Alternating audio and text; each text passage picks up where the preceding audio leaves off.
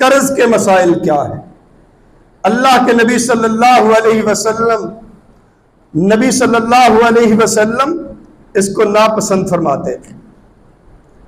ہر نماز کے اندر اللہ کے رسول صلی اللہ علیہ وسلم نے دعا کی، اللہم انی اعوذ بک من فتنۃ عذاب القبر وفتنۃ المحیا والممات وفتنۃ المأثم والمغرم، کہ اللہ میں تیری پناہ چاہتا ہوں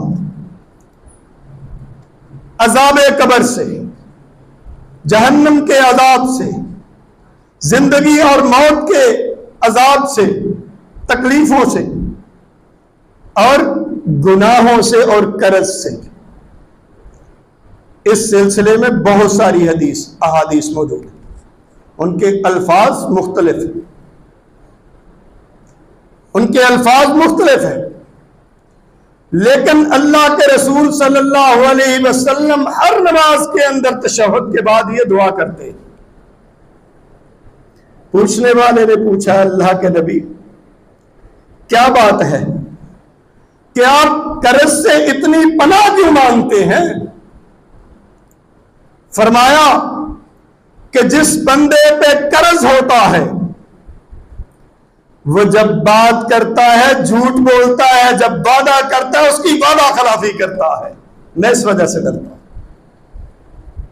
کوئی شخص کسی کو کبھی مانگنے لگ جائے، قرض دو جی، رات کو سوئے ہوئے ہیں، دن کو تو ملتا نہیں جس نے قرض ادا کرنا، رات کو ناک ہو رہا ہے دروازہ، جی کون آیا جس کے پیسے دینے ہیں؟ یہ کو تھوڑی بیزتی ہے۔ اور آج قرض کو ہم نے معذرت کے ساتھ ایک فیشن بنا لیا ہے۔ ہم تو ایک کال کرنے کے لیے قرض لیتے ہیں فون کمپنی سے، 10 روپے کا قرض لیتے ہیں، 14 روپے سود کے ساتھ واپس کرتے ہیں۔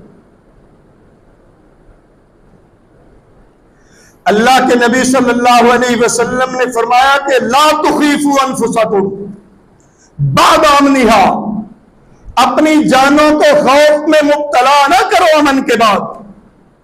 پوچھا گیا اللہ کے رسول یہ اپنی جانوں کو خوف میں مبتلا کرنا کیا ہے؟ فرمایا کہ الدین، وہ قرض ہے، قرض نہ لیا کرو، یہ اپنی جانوں کو خوف میں مبتلا کرنا ہے۔ آج جو سب سے ذہنی طور پہ امن اور سکون میں ہے نا، وہ شخص ہے جس نے کسی کا 1 روپیہ نہیں دینا۔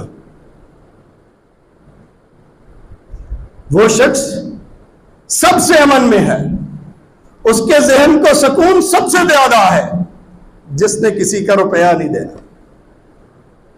اور جس نے روپے دینے ہیں اس کو ہر وقت یہی ٹینشن لگی رہتی ہے کہ کہیں اس کی کال نہ آ جائے، کہیں وہ گھر نہ آ جائے، کہیں دفتر نہ آ جائے، کہیں دکان پہ نہ آ جائے، لگا رہتا نا دھڑکا۔ فرمایا کہ یہ اپنے آپ کو خوف میں مبتلا کرنے کے برابر ہے۔ یہاں تک اللہ کے رسول صلی اللہ علیہ وسلم کے بارے میں احادیث میں آتا ہے کہ جب کوئی شخص فوت ہوتا اس کے جنازے کے لیے نبی صلی اللہ علیہ وسلم کو بلایا جاتا،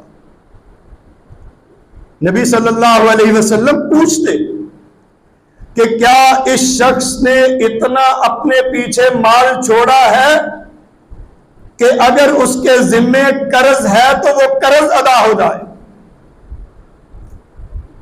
جب یہ سیٹسفیکشن اللہ کے نبی صلی اللہ علیہ وسلم کی ہو جاتی کہ یا تو اس کے ذمہ قرض نہیں ہے، اگر ہے تو اس کا مال اتنا ہے کہ اس کا قرض ادا کیا جا سکتا ہے، اللہ کے نبی صلی اللہ علیہ وسلم تب تک اس کا جنازہ نہیں پڑھاتے تھے۔ یہ اتنا بڑا ہمارے لیے تھریٹ ہے ایک مومن بندے کے لیے، قرض۔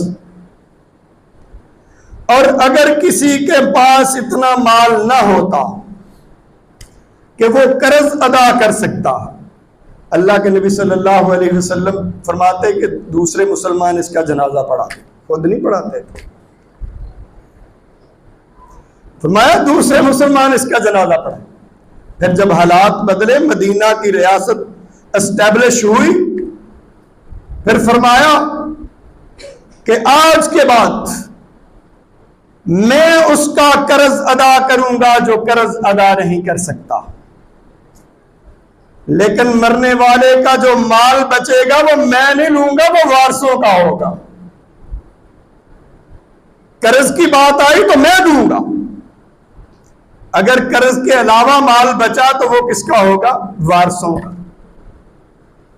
آج کل ہماری حکومتیں اتنے ٹیکسز لگاتی ہیں، چاہے وہ مقروض ہے یا نہیں ان کا، جو خود کمائے ہوئے ہیں ان پہ اتنے ٹیکسز ہیں۔ نبی کریم صلی اللہ علیہ وسلم نے اس کے بعد اعلان کر دیا کہ آج کے بعد میں مقروضوں کا قرض ادا کروں گا۔ تو آج بھی ہمیں کوئی نہ کوئی ایسا ادارہ بنانا چاہیے، چھوٹے لیول پہ بنا لیں، جو مقروض ہیں، جو ضرورتوں کی وجہ سے مقروض ہیں، جو اپنی عیاشیوں کے لیے قرضے لیتے ہیں، ان کے لیے نہیں۔ کیونکہ ایک مومن کی زندگی ضرورت کی بنیاد پر ہوتی ہے، لالچ کی بنیاد پر نہیں ہوتی کہ میرے پاس اتنا بڑا بنگلہ ہو، اتنی بڑی گاڑی ہو، اتنا بڑا میں بزنس امپائر کھڑا کر لوں، اتنی لمٹیں لے لوں، سارے علاقے کا مال میں اکیلا خرید لوں۔ اس کے لیے قرض نہیں دینا، اس کے لیے آپ لوگوں نے اس طرح کے مقروض کا قرض ادا نہیں کرنا، جس کی بنیادی ضرورتوں کی وجہ سے جو قرض میں جکڑا ہوا ہے اس کے قرض کو ادا کر دیا کر۔ اللہ کے نبی صلی اللہ علیہ وسلم فرماتے ہیں کہ جو شخص 2 بار قرض کسی کو دیتا ہے تو 1 بار اس کا قرضہ جو ہے وہ صدقے میں جاتا ہے۔ اور آج کل ہم قرض دے کے نا بڑا احسان کر رہے ہو، جی میں نے اس کو قرض دیا، یہ واپس ہی نہیں کر رہا، میں نے اس کو 10,000 دیا تھا 5 سال پہلے، اب پیسے کی قیمت یہ ہو گئی ہے تو اس کو تو مجھے 15,000 دینا چاہیے، کیونکہ سونے کی قیمت اس وقت یہ تھی۔ یہ ہمارے سامنے باتیں ہوتی ہیں کہ قرض کو کس طرح واپس کیا جائے۔ یہ سٹینڈرڈ اسلام کا سن لیں۔ یہاں پہ بات ہوتی ہے کہ جس قیمت پہ سونا تھا جب قرض لیا، جب ادا کرنا ہے تو اسی سونے کی قیمت کے برابر ادا کیا۔ یہ تو سود ہے۔ پھر کچھ لوگ کہتے ہیں کہ جتنی یہ قیمتیں بڑی ہیں نا، یا قدر روپے کی کم ہوئی ہے، اس کے برابر اس قرض کو واپس کیا جائے۔ تیسری تجویز یہ دی جاتی ہے کہ جو ڈالر ہے، ڈالر کے ساتھ قرض دیا جائے کہ جب واپس لیا جائے تو اتنے ڈالر ہی لیا جائے۔ روپے کم بڑا ہوتا ہے نا، ڈالر تو اپنی جگہ پہ مستحکم ہے۔ یہ ساری کی ساری چیزیں سود اور غرر کے اندر آتی ہیں۔ جو کوئی قرض دیتا ہے یہ کسی کا احساس کر کے دیتا ہے، احسان کر کے نہیں دیتا۔ اور ہمیشہ وہ قرض دیں لوگوں کو قرض، اور یہ نیت کر کے دیا کریں اللہ آپ پہ اپنی رحمتیں نازل کی کرے گا کہ اگر یہ شخص مجھے دے دے گا تو ٹھیک ہے، اگر نہیں دے گا تو میں نے اس کو صدقہ کیا، معاف کیے۔